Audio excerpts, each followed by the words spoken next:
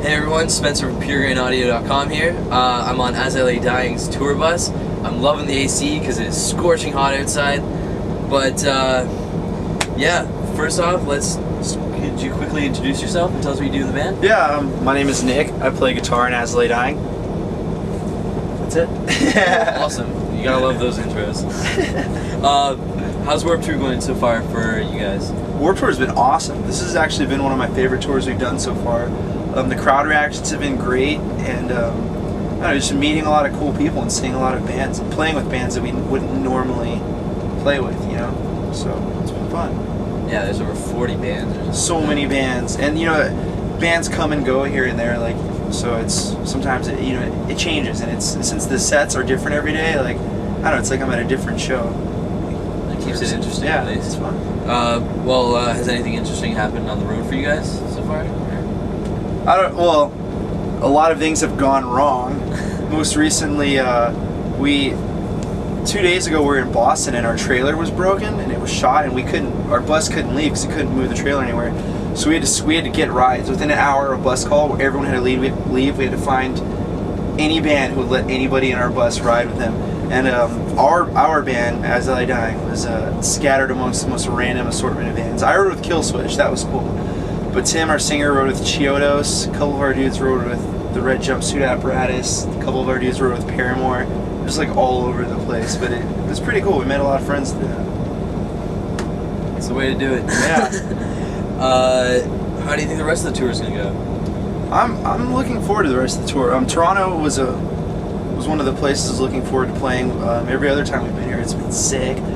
So I've been excited to come back here, and then the ending of the tour, we get closer to the West Coast, which is more of our home territory. You know, we end in LA, and the show before that is San Diego. So I'm pretty optimistic about the last two shows of the tour. Sounds sweet. But I read that you guys have an album coming out. It's set to drop on the 21st of this month. Yeah. It's called Notions Between Us. How stoked are you for its release? Dude, I am excited. We have put so much time and effort into this album, and it's been done for a couple months now. We're just sitting, twiddling our thumbs waiting for it to come out, and now it's finally here. I think it's 10 more days and we'll see it hit the stores, and I'm just looking forward to it because we're really proud of it, and I'd like to see what everyone else thinks. Yeah, you guys are still on tour though with Warped Tour. Yeah, we'll actually be playing an off show in Reno, so our CD release day or party or whatever will be at Reno, or in Reno. Cool. Well, what can we expect? Anything new with this album? Or? Yeah, this album is a lot different than the last one. I think the band, we've still kept our identity. It's still very energetic and intense, but we just explore a lot of other types of, I guess, moods and I guess ideas with what we were going for. We tried a lot of different scales, played in different tunings.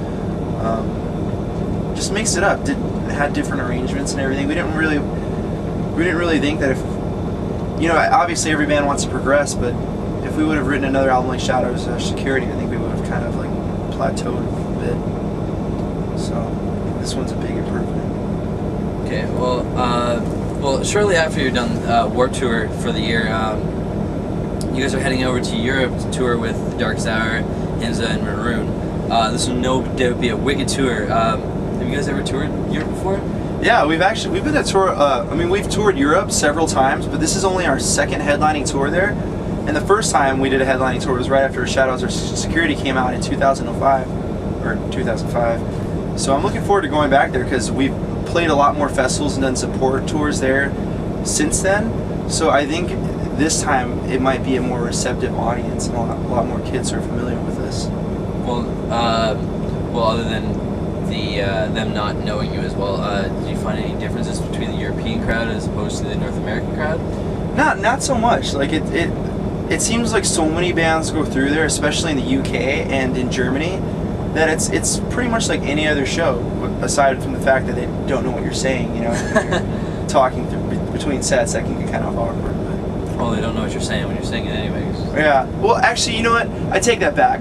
The majority of people know what we're saying because, Europeans speak multiple languages and most of them can speak English. But when we go to Eastern Europe, like in Poland or in the Czech Republic, then it's just like crickets between songs. The kids will cheer, and then Tim will say something.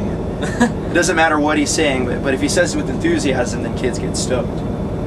Yeah, and like, well, over here we barely even speak English, so. Yeah. Yeah, well, other than this, the release of your new album and your upcoming European tour, what does the rest of the year hold for As I Lay Dying? Just touring. After this album comes out, while we're on this tour, we go straight to the European tour for like 3 weeks, and then we have a little bit of time off. We're going to Japan for Loud Park Festival in October, and then we start our headlining tour this fall, which is I think that's like a 5 or 6 week tour, so we'll be everywhere on that one. And that's going to be with us, and our support bands are All That Remains, Haste Today, and Through the Eyes of the Dead. Nice. Yeah, this one here just went to Japan. See the nice flaming socks there? Yeah, I remember you saying something about Japan and how I looked like I had some Japanese in me, which I do. Awesome. And finally, we have this new thing going on our site. We're asking the fans to ask a question, and well, then I ask it to you. Okay. But there has been multiple people asking this question that I can't really give one person in particular credit. Okay. So a lot of people want to know, what's your take on moshing? Do you prefer to play to a crowd that's hardcore dancing, push moshing, or just standing around and possibly jumping? Really? Jumping. See, like, really?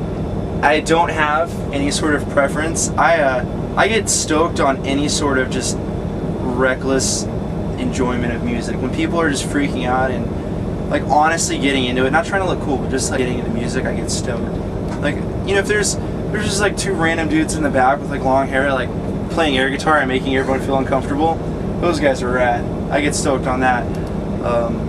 I don't really have a preference. You know, if I go out and everyone's like pogoing and doing a nu metal dance, I mean, it's funny, but if that's how they appreciate our music, then, you know, I'm all for it. It's not like I'll be bummed like you guys should be hardcore dancing right now, you know. Circle pits though are universally appreciated and adored, like in our band. So we've been seeing a lot of sick circle pits on this tour, which we weren't expecting. Awesome. You'll probably see a lot of that air guitaring over in Europe too, eh? Because, oh yeah. Because like they have their own competitions and stuff where Yeah, like it's getting 30,000 insane. people show up. Air guitaring is sick. But like if you have a competition, like Yeah. I didn't even know about that until a few weeks ago, and it just blew my mind. Did you find it on YouTube? No, just a buddy of mine from actually this band right here, Forever and a Day. He told me about it because he saw some mockumentary on it. Oh yeah, I heard about that thing. Yeah, I watch YouTube air guitar videos for hours. Literally, just like, yeah, this is sweet. But I watch everything on YouTube. So. Yeah, YouTube's good for everything, man. We even have our own YouTube site. Oh, is that what this is gonna end up on? Yeah. Yeah. Right. We're conforming to that sort of. That's cool. We're not selling it. No, that's we're buying it. Yeah. That's a good way to put it. Yeah. Okay, well, thank you very much for the interview. Yeah, you're welcome, dude. And check out their new album coming out on August 21st. Peace and love.